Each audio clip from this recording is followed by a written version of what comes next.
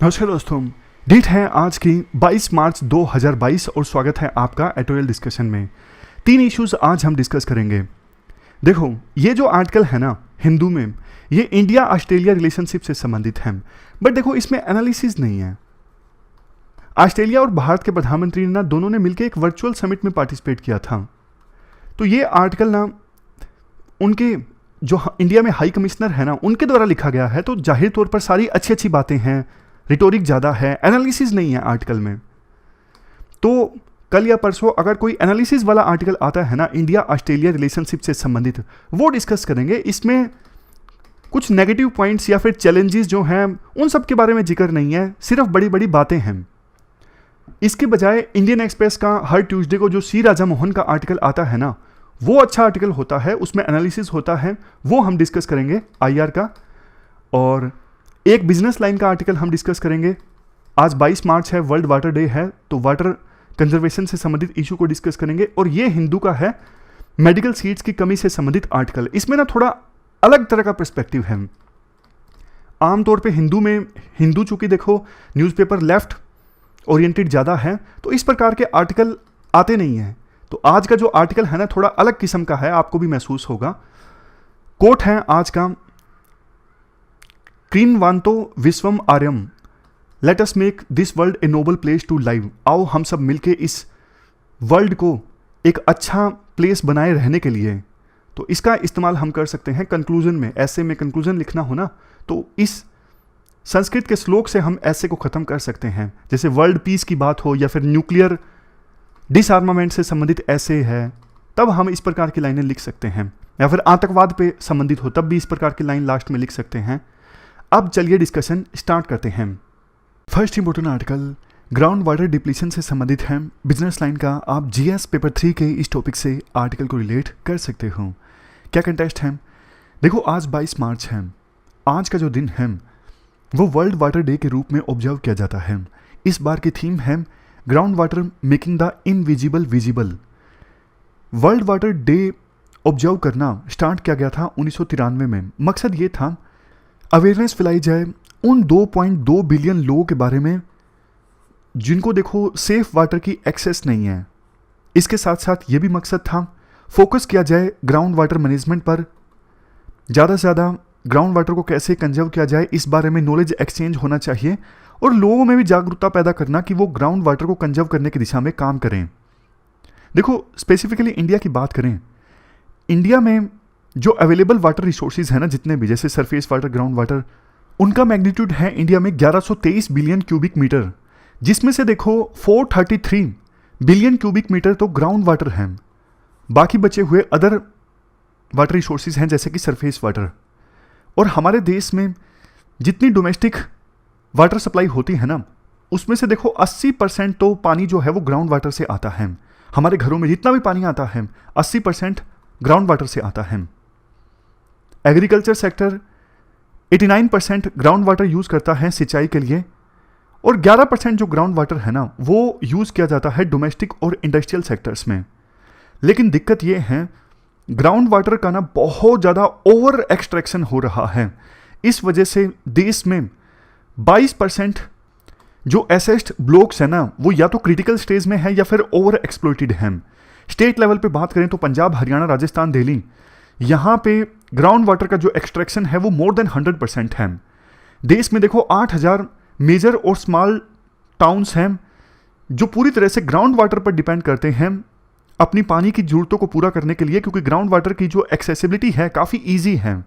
लेकिन easy accessibility के कारण ही ग्राउंड वाटर का ओवर एक्सप्लोटेशन हो रहा है। इन राज्यों का एग्जाम्पल लीजिए, पंजाब, हरियाणा, राजस्थान, यहाँ पर आपको बहुत ज़्यादा प्राइवेट ट्यूबवेल्स देखने को मिल जाएंगे जो पानी का अंधाधुंध दोहन करते हैं। बट देखो, क्वेश्चन उठता है कब तक? ये सस्टेनेबल नहीं है बिल्कुल भी। ग्राउंड वाटर और इकोनॉमी का भी एक गहरा नाता है। देखो, आप सिटीज़ का एग्जांपल लीजिए, बहुत सारी इंडस्ट्रीज़ ऐसी होती हैं जिनको पानी की अच्छी खासी आवश्यकता होती है। अगर पानी खत्म हो गया, पानी उचित मात्रा में नहीं मिलेगा, तो वो इंडस्ट्रीज़ वहाँ पे काम करना बंद कर देंगी, किसी और सिटी में जाके लगेंगी, या फिर उनका कामकाज ठप हो जाएगा। लखनऊ जैसी बहुत सी सिटीज़ हैं जिनकी देखो 1/3 जो जीडीपी है ना वो ग्राउंड वाटर पे डिपेंड करती हैं। और ये भी कहा जाता है 2030 आते आते देश की पानी की जो डिमांड है वो उस समय जितनी सप्लाई होगी ना उससे 2 गुना होगी। मान लीजिए 1 यूनिट पानी की सप्लाई है, डिमांड होगी 2 यूनिट, मतलब मिलियंस ऑफ पीपल ऐसे होंगे हमारे देश में उस समय जो पानी की समस्या से जूझ रहे होंगे। अब देखो, अगर मेन रीजंस हम डिस्कस करें ग्राउंड वाटर डिप्लीशन के, सबसे पहला तो आपको पता ही है अंधाधुंध दोहन ग्राउंड वाटर का, मतलब इतना ज़्यादा एक्सप्लॉयटेशन हो रहा है, उतना फिर जो एक्यूफायर्स है ना वो रिचार्ज नहीं हो रहे हैं। समझ रहे हो? ग्राउंड वाटर देखो सस्टेनेबल तभी रहेगा ना जितना आप निकाल रहे हो नीचे से उतना ही वापस रिचार्ज भी हो रहा है, लेकिन निकालोगे ज़्यादा उतना रिचार्ज नहीं हो रहा है, तो एक लेवल तो ऐसा आएगा ही ना कि ग्राउंड वाटर खत्म हो जाएगा। दूसरा, अर्बनाइजेशन काफ़ी ज़्यादा हो रहा है। अर्बनाइजेशन से होता क्या है, आप देखो शहरों में किस प्रकार से कंक्रीट के स्ट्रक्चर्स बन रहे हैं बड़े बड़े, तो ऐसी सिचुएशन में जब कंक्रीट काफ़ी ज़्यादा होता है ग्राउंड वाटर नीचे नहीं जा पाता और शहरों में ग्राउंड वाटर डिप्लीट होता जाता है। इसके साथ साथ देखो global warming induced climate change भी जिम्मेदार है, क्योंकि इसकी वजह से जो हाइड्रोलिक साइकिल है ना वो पूरा गड़बड़ा जाता है। पानी की सप्लाई की जो वेरिएबिलिटी है वो बढ़ जाती है, मतलब कभी पानी की सप्लाई ज़्यादा है, कभी कम है, कभी बारिश बहुत ज़्यादा आ गई, कभी सूखा आ गया। इसकी वजह से डायरेक्टली इनडायरेक्टली ग्राउंड वाटर पर भी प्रेशर पड़ता है। इसके साथ साथ देखो समस्या ग्राउंड वाटर के पोल्यूशन की भी है। आज के समय में बहुत से ऐसे डिस्ट्रिक्ट्स हैं, ऑलमोस्ट जितने टोटल इंडिया में डिस्ट्रिक्ट्स हैं ना, आधे डिस्ट्रिक्ट्स तो ऐसे हैं जहां पर ग्राउंड वाटर कंटामिनेशन की दिक्कत है। ग्राउंड वाटर कंटामिनेटेड मिलता है नाइट्रेट, फ्लोराइड, आर्सेनिक और दूसरे हैवी मेटल से। अब बात आती है क्या सरकार कर रही है और क्या किया जाना चाहिए। जल जीवन मिशन जो है ना ये अच्छा मिशन है universal access of drinking water को इंश्योर करने के लिए, मतलब ये इंश्योर करने के लिए कि हमारे देश में हर एक हाउस होल्ड ड्रिंकिंग वाटर को एक्सेस कर सकें। मकसद ये है 10 करोड़ हाउस होल्ड्स को रूरल एरियाज में पानी का कनेक्शन मिलेगा और अर्बन एरियाज में 2 करोड़ 68 लाख लोगों को पानी का कनेक्शन मिलेगा 2024 आने से पहले। अगर देखो जल जीवन मिशन रूरल की बात करें, इसमें कंसेप्ट ये है सिंगल विलेज को एंकरेज किया जाएगा, मतलब जो लोकल कम्युनिटी है ना सिंगल विलेज की, उनको एंकरेज किया जाएगा कि आप ग्राउंड वाटर के मामले में सस्टेनेबिलिटी हासिल कीजिए। मतलब ग्राउंड वाटर को तो यूज़ कीजिए, लेकिन इसके साथ साथ ग्राउंड वाटर के रिचार्ज और ग्राउंड वाटर को रीयूज करने पर भी आप ध्यान दीजिए, ताकि ग्राउंड वाटर का सस्टेनेबल ढंग से इस्तेमाल हो। इसके लिए ग्राउंड वाटर बेस्ड स्कीम्स चलाई जा रही हैं, लोकल कम्युनिटीज़ को जागरूक किया जा रहा है, उनको पानी की कंजर्वेशन में इन्वॉल्व किया जा रहा है। और देखो वो प्लेसेस जहाँ पे ग्राउंड वाटर अबंडेंट नहीं है, मतलब ज़्यादा नहीं है, उन डेजिनेटेड डार्क ब्लॉक्स में या फिर वो एरियाज जो पानी की क्वालिटी से प्रभावित हैं, वहाँ पे surface water based multi village scheme चलाई जा रही है। क्योंकि देखो यहाँ पर ग्राउंड वाटर तो है नहीं, इसलिए कई सारे गाँव को एक साथ मिला लिया और उनको एंकरेज किया कि आप अपने आसपास जो सरफेस वाटर है, फॉर एग्जाम्पल कोई लेक है, उसके पानी को कंजर्व कीजिए। कंसेप्ट ये है कि लोकल कम्युनिटी को इन्वॉल्व करना पानी की कंजर्वेशन में। देखो नीति आयोग की एक रिपोर्ट आई थी जिसमें कहा गया था अगर जल्द ही वाटर कंजर्वेशन के मेथड्स अच्छे से नहीं अडॉप्ट किए गए हमारे देश में, तो 20 सिटीज़ इंक्लूडिंग बेंगलुरु, दिल्ली, हैदराबाद, ये सब आने वाले कुछ सालों में आउट ऑफ ग्राउंड वाटर हो जाएंगी, मतलब यहाँ पे ग्राउंड वाटर अवेलेबल ही नहीं होगा। इसलिए बारिश के पानी को कंजर्व करना, आर्टिफिशियल ग्राउंड वाटर रिचार्ज, इन पर ध्यान देना बहुत ज़्यादा जरूरी है, और वो भी मिशन मोड में। वैसे देखो कई सारे स्टेट्स ने ना कानून बनाए हैं वाटर बॉडीज़ को प्रोटेक्ट करने के लिए, और कई सारे स्टेट्स ने एंकरेज भी किया है कि आप कमर्शियल बिल्डिंग्स में वाटर हार्वेस्टिंग की जो टेक्निक्स हैं वो अपनाएं। बट देखो लोग उतने ज़्यादा जागरूक नहीं हैं। कितने कम घरों में आपको वाटर हार्वेस्टिंग के टूल्स देखने को मिलेंगे। इवन सोलर पैनल्स तो फिर भी आजकल देखने को मिल जाते हैं, लेकिन वाटर हार्वेस्टिंग के जो इक्विपमेंट्स हैं, टूल्स हैं, बहुत कम बिल्डिंग्स में देखने को मिलते हैं। इसका मतलब ये है पानी की समस्या को लेकर ना लोग उतना ज़्यादा गंभीर नहीं है, क्योंकि बिजली के लिए पैसे देने पड़ते हैं, इसलिए वो सोलर पैनल्स लगवाते हैं, लेकिन पानी का बिल ज़्यादा आता नहीं, इसलिए लोग हल्के में लेते हैं। तो राइटर कहते हैं एडिक्वेट प्राइसिंग ऑफ वाटर होना चाहिए, यानी पानी के आप ठीक ठाक दाम वसूलो। अगर पानी भी थोड़ा महंगा आएगा ना, मतलब ऐसा नहीं कि बिल्कुल ही गरीब लोगों के लिए महंगा कर दो, ऐसा नहीं, मतलब जो दे सकते हैं आप इक्विटी का ध्यान जरूर रखिए। गरीब लोगों पर बोझ नहीं पड़ना चाहिए, लेकिन जो लोग दे सकते हैं ना, उनके लिए ठीक ठाक पानी के दाम होने चाहिए, ताकि वो थोड़ा डरें। जैसे बिजली के बिल से डरते हैं ना, उसी प्रकार से पानी के बिल से थोड़ा डरें और पानी को कंजर्व करें। इसके अलावा देखो, कम्युनिटी का और ज़्यादा सहारा लिया जा सकता है अर्बन एरियाज में। जैसे water help groups, water user association बनाई जा सकती हैं, जिसमें मेंबर्स को ट्रेन किया जाए कि वाटर कंजर्वेशन एक्टिविटीज़ कैसे कैरी आउट करनी है। अगर जैसे सोलर पैनल्स पे सरकार सब्सिडी देती है, उसी प्रकार से वाटर कंजर्वेशन के कोई इक्विपमेंट्स हैं, उनको लगाने पर भी सरकार थोड़ी सब्सिडी दे सकती है, आसानी से लोन दे सकती है। मेन जो काम करना है ना सरकार को, वो इंसेंटिवाइज करना है जनता को। दोनों टेक्निक्स अपनाने की आवश्यकता है, कैरेट एंड स्टिक। कैरेट मतलब आप वाटर कंजर्व करोगे तो आपको इंसेंटिव मिलेगा। स्टिक मतलब अगर ज़्यादा पानी वेस्ट करोगे तो डंडा चलेगा, यानी आपको ज़्यादा पैसा देना पड़ेगा। दोनों टेक्निक्स सरकार को अपनाने की आवश्यकता है। और देखो, एक चीज़ सरकार ये कर सकती है, जैसे ना कॉमर्शियल बिल्डिंग्स में फायर सेफ्टी कंट्रोल जरूरी होता है, आग बुझाने के यंत्र, उसी प्रकार से वाटर कंजर्वेशन के लिए जो आवश्यक इक्विपमेंट्स है ना, उनको सरकार मैंडेटरी कर सकती है कि तभी आपकी बिल्डिंग को अप्रूवल मिलेगा, जब आप वाटर कंजर्व करने के लिए ये टूल्स अपनी बिल्डिंग में इंस्टॉल करवाओगे। इसके अलावा कुछ इनोवेटिव टेक्नोलॉजीज का भी इस्तेमाल किया जा सकता है, जैसे air to water system, decentralized waste water treatment system, construction of green and grey infrastructure. Green infrastructure जैसे कि देखो, नेचुरल जो इकोसिस्टम होता है, जैसे कि फ्लड प्लेन्स, वेटलैंड्स, सोइल्स, ये सब चीज़ें। और ग्रे इंफ्रास्ट्रक्चर जैसे देखो, dams, sea wall, roads, pipes, water treatment plants. तो दोनों तरह के इंफ्रास्ट्रक्चर का इस्तेमाल किया जा सकता है वाटर को कंजर्व करने के लिए। ये हमने पूरा आर्टिकल डिस्कस किया वाटर कंजर्वेशन से संबंधित। अब चलते हैं आगे। अगला आर्टिकल साउथ एशिया में यूएसए के रोल से संबंधित है। सी राजा मोहन का ये आर्टिकल है, इंडियन एक्सप्रेस का। पिछला बिजनेस लाइन का था, ये इंडियन एक्सप्रेस का आर्टिकल है। आप जीएस पेपर 2 के इस टॉपिक से आर्टिकल को रिलेट कर सकते हो। क्या कंटेस्ट है, साउथ एशिया में यूएस के रोल के बारे में हम क्यों डिस्कस कर रहे हैं? देखो, दो चीजें हैं। एक तो आपको पता है, इंडिया से मिसाइल मिस फायरिंग का इंसिडेंट घटित हुआ। उसके बाद यूएस के ना डिप्लोमेट से क्वेश्चन पूछा गया कि आपका इस इंसिडेंट के बारे में क्या कहना है। तो यूएस ने सीधा सीधा जवाब दिया कि इंडिया का जो वर्जन है हम उस पर विश्वास करते हैं और आपको इंडिया के मिनिस्ट्री ऑफ डिफेंस से पूछना चाहिए। पाकिस्तान ने देखो इस इशू को ना हाईलाइट करने की बहुत कोशिश की, इंटरनेशनल इंटरवेंशन की मांग की, ऐसी ऐसी बातें बोली कि इंडिया के पास जो वेपन्स हैं सेफ नहीं है, इंडिया ठीक से वेपन्स को संभाल नहीं पा रहा है। बट देखो, विभिन्न देशों ने ना, खास करके यूरोपियन कंट्रीज ने पाकिस्तान की ना इन बातों पर ज़्यादा ध्यान नहीं दिया। राइटर कहते हैं पाकिस्तान पर ध्यान देना इंटरनेशनल सोसाइटी ने ना काफ़ी पहले छोड़ दिया, क्योंकि आज के समय में पाकिस्तान की जो इंटरनेशनल स्टैंडिंग है ना, वो काफ़ी कम हो चुकी है। बेशक देखो, पाकिस्तान के पास न्यूक्लियर वेपन्स हैं और कल को पाकिस्तान भी व्लादिमीर पुतिन की तरह बिहेव कर सकता है, जैसे पुतिन अभी बिहेव कर रहे हैं ना, तो पाकिस्तान भी ऐसे ही बिहेव कर सकता है। तो बाद में फिर पूरे वर्ल्ड को एक प्रकार से खतरा पैदा हो जाएगा अगर पाकिस्तान में जो भी शासक आएगा वो न्यूक्लियर वेपन्स का इस्तेमाल करने की धमकी देता है। लेकिन देखो, पुतिन और पाकिस्तान में ना, मतलब रशिया और पाकिस्तान में बहुत डिफरेंस है।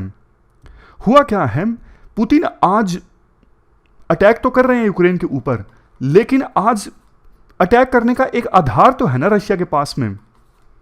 उनका जो देश है वो एकजुट है, वहां पे रेडिकलिज्म की समस्या नहीं है। रशिया की इकोनॉमी इतनी भी बड़ी नहीं है, लेकिन रशिया के पास रिसोर्सेज हैं, तेल वगैरह काफ़ी है, एनर्जी के रिसोर्सेज अच्छे खासे हैं रशिया के पास। लेकिन पाकिस्तान के पास तो कुछ भी नहीं है। पाकिस्तान ने ना पिछले 2-3 दशकों में ना अपनी एनर्जी बहुत ज़्यादा इन्वेस्ट की है कश्मीर के ऊपर। कश्मीर के इशू पर ना पाकिस्तान को कुछ हासिल होने वाला है नहीं, लेकिन वो अपनी ज़्यादा एनर्जी इसी पर इन्वेस्ट कर देते हैं। और आज पाकिस्तान के हालात देखिए आप, सोसाइटी उनकी काफ़ी ज़्यादा रेडिकलाइज हो चुकी है, देश उनका एकजुट नहीं है विभिन्न इश्यूज़ को लेके। जो तहरीक तालिबान है वो अलग से तालिबान की तरह रूल इस्टाब्लिश करना चाहते हैं, बलोच की अलग से मूवमेंट चल रही है। तो मतलब पाकिस्तान जो है ना वो बिल्कुल एकजुट नहीं है। तो पाकिस्तान का ना आप रशिया के साथ कंपैरिजन बिल्कुल नहीं कर सकते हो। इकोनॉमी आज के समय में पाकिस्तान की बांग्लादेश से भी नीचे है। बांग्लादेश की इकोनॉमी का साइज बड़ा है पाकिस्तान की इकोनॉमी के साइज से, और 1971 में बांग्लादेश पाकिस्तान से ही अलग हुआ था। देखिए अपने आप में कितनी हैरत वाली बात है कि कहां पाकिस्तान ने अपनी एनर्जी इन्वेस्ट की है पिछले 50 सालों में कि बांग्लादेश इतना आगे निकल गया है और पाकिस्तान खुद इतना पीछे रह गया है। और देखो, इससे भी बड़ी बात यह है, जो इकोनॉमिस्ट है ना, वो कहते हैं कि नियर फ्यूचर में कोई उम्मीद भी नहीं है कि पाकिस्तान की जो इकोनॉमी है तेजी से ग्रो होने लगेगी। शायद यही वजह है कि यूएसए समेत दूसरे यूरोपियन कंट्रीज जो है वो यूके को छोड़ के, यूके, चाइना, 2-3 ऐसे देश हैं, टर्की मान लीजिए, जिनकी बस जो पाकिस्तान से थोड़ी बहुत बनती है, अदरवाइज बाकी सभी देशों ने ना पाकिस्तान को इग्नोर करना स्टार्ट कर दिया है। जैसे यूएसए के राष्ट्रपति हैं बाइडन, इन्होंने राष्ट्रपति बनने के बाद एक बार भी इमरान खान से फोन पर बात नहीं की, पूरी तरह से इग्नोर कर दिया। आज के समय में यूएसए से कोई बड़ा ऑफिशियल आता है या फिर फॉरेन मिनिस्टर आते हैं, वो पाकिस्तान नहीं जाते, जबकि पहले ऐसे हुआ करता था। बल्कि यूएसए इंडिया और पाकिस्तान को ना हाइफन लगा के देखा करता था, इंडिया हाइफन पाकिस्तान। मतलब इंडिया की यात्रा पर आते तो पाकिस्तान के जैसे फॉरेन मिनिस्टर पाकिस्तान की यात्रा पर जाते ही, लेकिन अब ऐसा नहीं होता। अब थोड़ा बहुत बस रशिया और चाइना ऐसा करते हैं। रशिया और चाइना से कोई बड़ा ऑफिशियल आता है तो वो इंडिया के साथ साथ पाकिस्तान की यात्रा पर चला जाता है, अदरवाइज नहीं। इसके बाद राइटर कहते हैं, देखो कोल्ड वार के दौरान ना पाकिस्तान यूएस का एक बहुत इंपॉर्टेंट पार्टनर हुआ करता था। इवन अफगानिस्तान में जो युद्ध स्टार्ट हुआ उसमें भी पाकिस्तान अमेरिका का पार्टनर था। हालांकि पाकिस्तान ने धोखा दिया अमेरिका को, पीठ पर छुरा घोंपा, और अमेरिका ये बात भूल नहीं सकता कि पाकिस्तान की वजह से हम तालिबान को पूरी तरह से हरा नहीं पाए। इसलिए साउथ एशिया में अपने इन्फ्लुएंस को बरकरार रखने के लिए ना अब देखो यूएसए ना दूसरे देशों के साथ एंगेज कर रहा है साउथ एशिया में, जैसे बांग्लादेश, मालदीव, श्रीलंका, नेपाल। पाकिस्तान को यूएसए इग्नोर कर रहा है और साउथ एशिया में ये सब देश भी जो है ना अब यूएसए के साथ एंगेज करना चाहते हैं। क्यों एंगेज करना चाहते हैं? देखो, पाकिस्तान और श्रीलंका, इन दो देशों ने चाइना के belt and road initiative project को अपनाया था। बट ये दोनों जो इकोनॉमीज है ना आज के समय में साउथ एशिया की सबसे ज्यादा खराब परफॉर्म करने वाली इकोनॉमीज हैं। इकोनॉमिक क्राइसिस आज के समय में पाकिस्तान में और श्रीलंका में इतने ज्यादा बढ़ गए हैं कि दोनों देशों को अब नॉन चाइनीज फाइनेंशियल रिसोर्सेज की तरफ जाना पड़ रहा है अपनी अपनी इकोनॉमी को स्टेबलाइज करने के लिए। पाकिस्तान आईएमएफ की तरफ गया।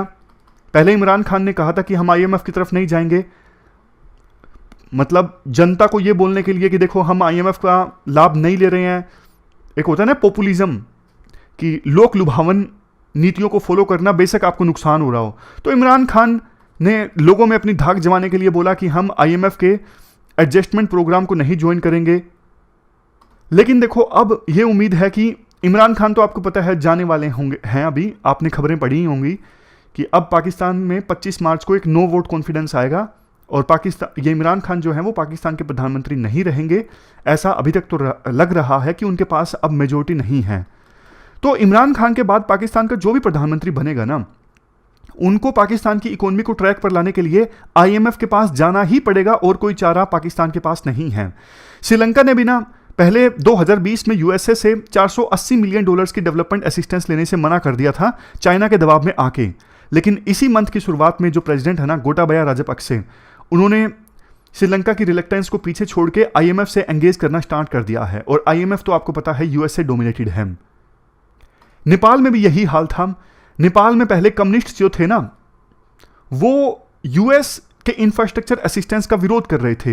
यूएस $500 मिलियन की असिस्टेंस देना चाहता था, लेकिन कम्युनिस्ट सत्ता में थे, वो विरोध कर रहे थे। बट अब नेपाल के प्रधानमंत्री हैं शेर बहादुर देउबा और वो नेपाली कांग्रेस पार्टी से संबंध रखते हैं। फाइनली उन्होंने डिसाइड किया है, पार्लियामेंट से रेटिफाई भी करवा लिया है कि वो यूएस से लोन लेंगे और उसका इस्तेमाल किया जाएगा नेपाल इंफ्रास्ट्रक्चर डेवलपमेंट में। ये सब देखो एग्जाम्पल्स हैं। ये एग्जाम्पल्स क्या बोलते हैं? ये एग्जाम्पल्स बोलते हैं श्रीलंका हो, पाकिस्तान हो, नेपाल हो, ये सब देश यूएसए की मदद लेने को तैयार हैं चाइना का प्रेशर को इग्नोर करके। तो अपॉर्चुनिटी ये है, जो क्वाड के कंट्रीज है ना, जैसे यूएसए, इंडिया, जापान, ऑस्ट्रेलिया, ये क्वाड में शामिल है। इवन यूरोपियन यूनियन ये क्वाड में शामिल नहीं है। इन देशों का ना इंटरेस्ट सेम है, खास करके क्वाड का तो चाइना के बढ़ते डोमिनेंस को रोकना। तो ये देश ना एक साथ काम कर सकते हैं। जैसे साउथ एशिया में इन देशों को लोन प्रोवाइड कर सकते हैं, यहां पे इंफ्रास्ट्रक्चर डेवलप करवा सकते हैं, ताकि ये देश चाइना के पास जाएं ही ना, जो कि क्वाड चाहता है।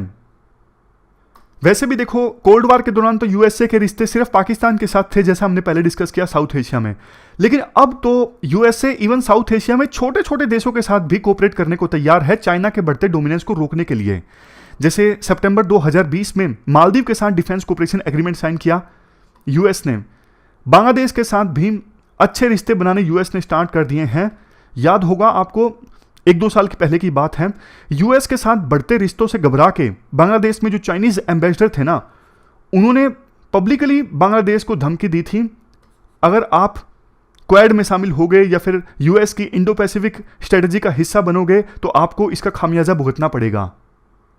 और यूएसए को भी देखो एक चीज करनी पड़ेगी।